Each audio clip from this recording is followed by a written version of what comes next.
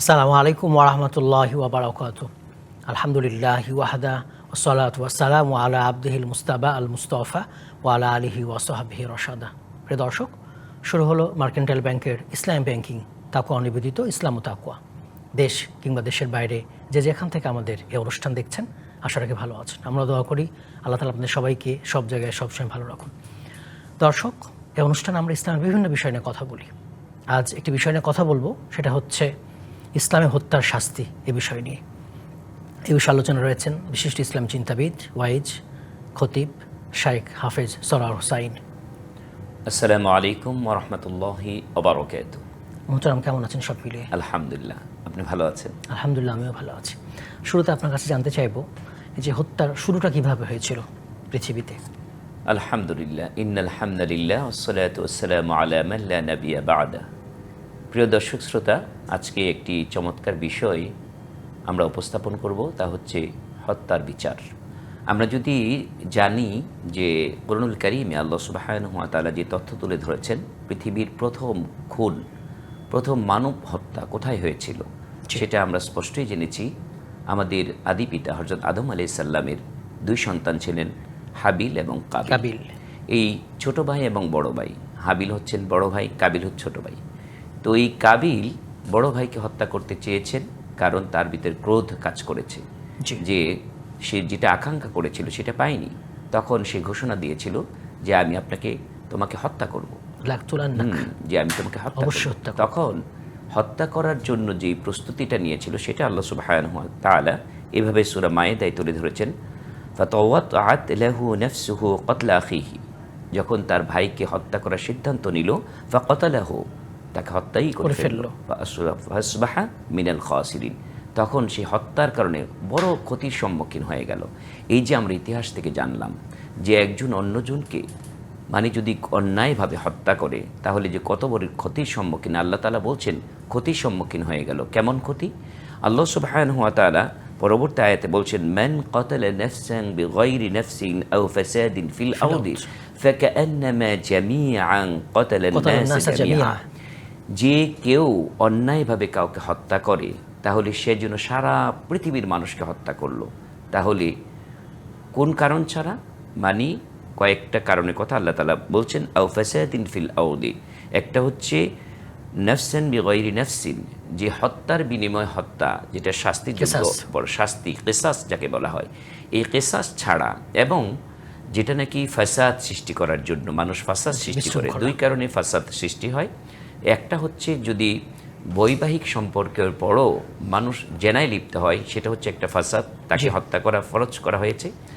হত্যা করা তার উপর ফরজ। এবং আরেকটা হচ্ছে কেউ যদি মুরতাদ হয়ে যায়, ইসলাম ধর্ম গ্রহণ করে ইসলামের সমস্ত ফ্যাসিলিটি ভোগ করার পরে সে নিজে থেকে আবার ঘোষণা দিলে আমি ইসলাম ত্যাগ করলাম, সেই ইসলাম ত্যাগ করা কারীকে হত্যা করা ফরজ। এই দুই কারণ ছাড়া, নির্ভরযোগ্য কারণ ছাড়া অন্য মানুষকে যদি কেউ অন্যায়ভাবে হত্যা করে, একটা সাধারণ মানুষ হত্যা করলো, এই হত্যার কারণে আল্লাহ তাআলা বলছেন সে যেন সারা পৃথিবীর মানুষকে হত্যা করলো। আমরা যে ইতিহাস জেনেছি, সেখানে জেনেছি ছোট ভাই বড় ভাইকে হত্যা করেছে। নবী মুহাম্মদ সাল্লাল্লাহু আলাইহি সাল্লাম বলেছেন যে এই যে কাবিল হত্যার সূচনা করলো, তার কি কত ধরনের অপরাধ হলো, কেমন অপরাধ হলো? পৃথিবীতে যত খুন হবে, সমস্ত অপরাধের খুনের দায়ভার তাকে একা বহন করতে হবে। নাউজুবিল্লাহ।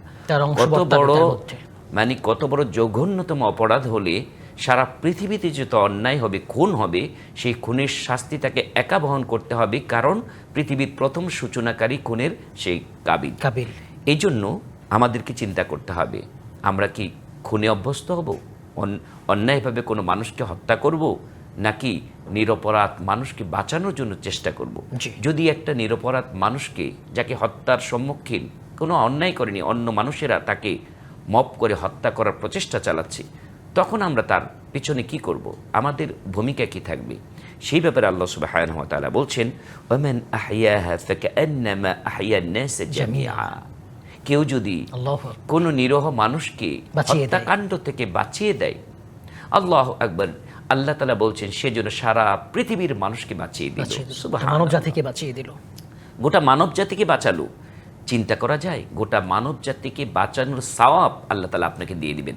অথচ মব যখন হয় তখন আপনার আনন্দ চিত্তে একটা কিল, একটা ঘুষি দেওয়ার জন্য আমরা আনন্দ চিত্তে একটা পেয়েছি, সুযোগ জানার চেষ্টা করি না, জানার চেষ্টা করি না সে অপরাধী কিনা। কেন?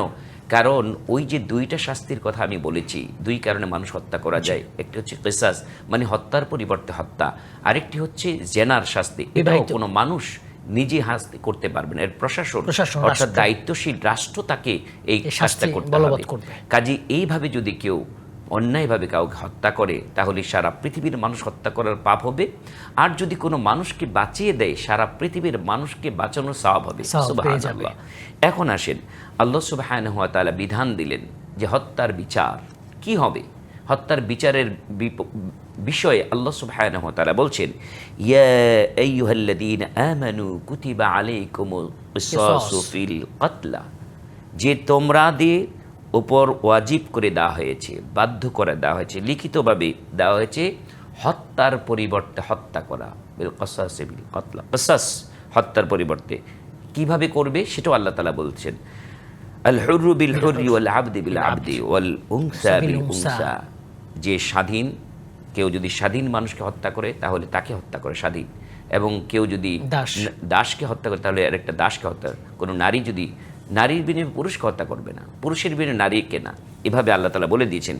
কিন্তু আল্লাহ তাআলা সুযোগ দিয়েছেন, ফামান উফিয়া লাহু মিন আখিহি শাইউন ফাত্তিবাউম বিল মারুফ, যদি কেউ তাওকে মানে আমার ভাইকে মেরে ফেললো কেউ, আমি ভাই হিসাবে, আমি বাবা হিসাবে আমার সন্তানের প্রতিশোধ না নিয়ে আমি যদি তাকে ক্ষমা করে দেই, নিহতের পরিবার খুনিকে যদি আমি ক্ষমা করে দেই তাহলে সে ক্ষমা পেয়ে যাবে। অথবা আরেকটা অপশন আছে, সেটা কি, এটাকে এই খুনিকে ক্ষমা করে দেওয়া একটা অপশন, আরেকটি হচ্ছে তার পক্ষতে দিয়াত যাকে বলা হয়, ক্ষতিপূরণ, হ্যাঁ মুক্তিপণ, সেই মুক্তিপণের মাধ্যমে তাকে এই খুন থেকে মানে তার কিসাস থেকে আল্লাহ তাআলা হেফাজত করেছেন। এটা কোনো বনি ইসরাইলদের যুগে খুনের পরিবর্তে খুনি ইহুদি খ্রিস্টানদের ধর্মের মধ্যে এটাই ছিল, এর কোনো বিকল্প কোনো অপশন ছিল না। ক্ষমা করলে হবে না, কোনো দিয়াত দিলে হবে না, তাকে হত্যা করেছে তাকে হত্যা, কিন্তু ইসলাম উদার ধর্ম, এই জন্য আল্লাহ সুবহানাহু ওয়া তাআলা এই দুটি অপশন দিয়েছেন। একটি হচ্ছে হত্যার বিনিময়ে তাকে হত্যা করা, যদি তুমি এই হত্যাকাণ্ডে ঘটাতে না চাও, তার উপর দয়া করো, তাহলে তার পক্ষ থেকে ক্ষতিপূরণ নিতে পারো, অথবা তাকে ক্ষমা করে দিতে পারো, হ্যাঁ টাকার বিনিময়ে।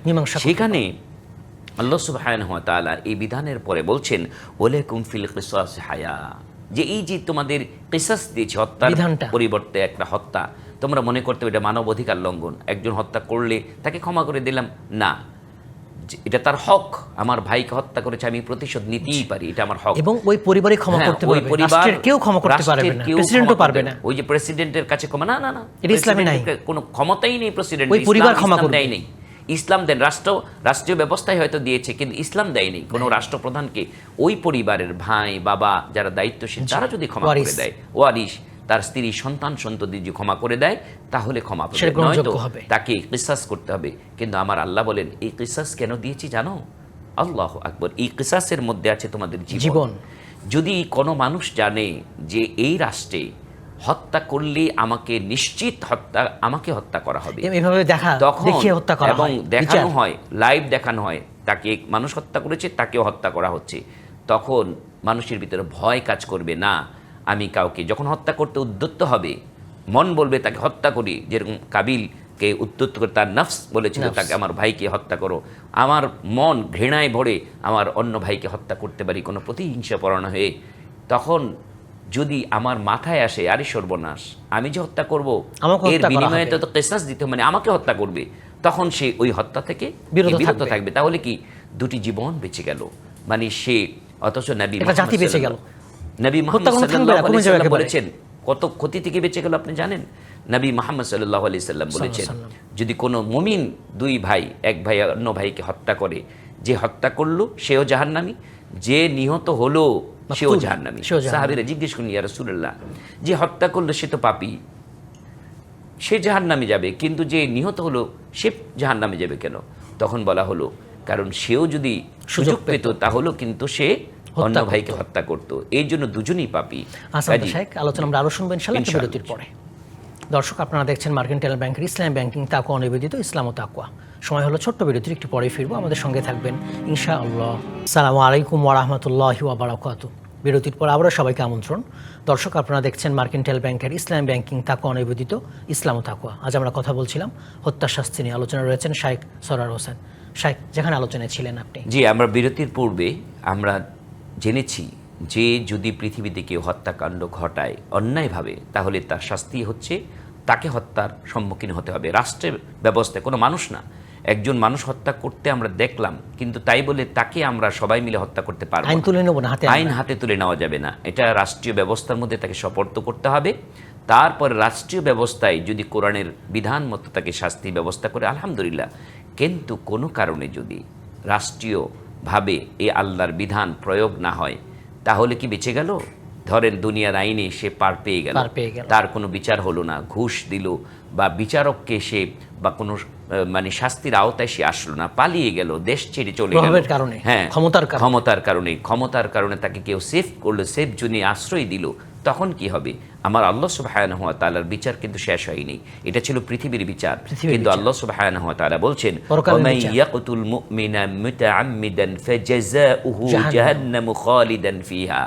আল্লাহ তাআলা বলছেন যে শোনো, কেউ যদি অন্যায়ভাবে কোনো মুমিন বান্দাকে হত্যা করে, তাহলে তার প্রতিদান হচ্ছে ফাজাযাউ জাহান্নাম, তার প্রতিদান আমি দেব জাহান্নাম। তাকে জাহান্নামে যেতেই হবে।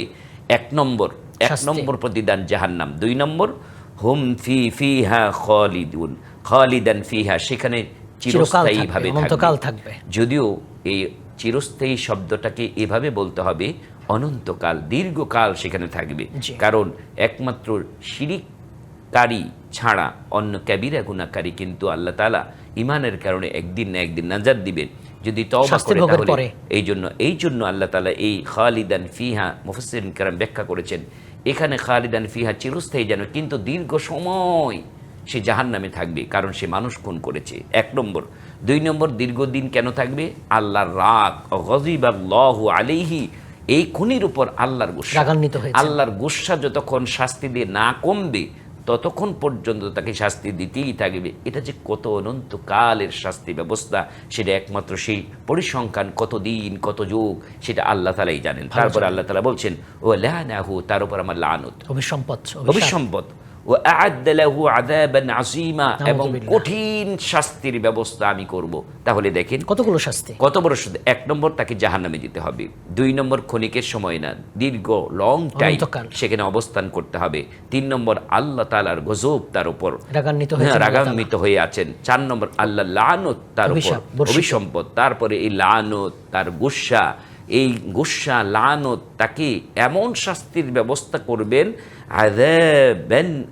আযাবান আযীমা, কঠিন শাস্তি, আল্লাহ প্রস্তুত করে রেখেছেন, সম্মুখীন সে হবে। কাজে এটা বুঝতে হবে, দুনিয়ায় হয়তো পার পেয়ে গেলাম, কিন্তু পরকালে যে ভয়াবহ শাস্তি। এখন আসুন, আমরা যদি ভুল করে কোনো ভাইকে হত্যা করে ফেলি, আমার অনিচ্ছাকৃতভাবে হয়ে গেছে, তখন কি শাস্তি?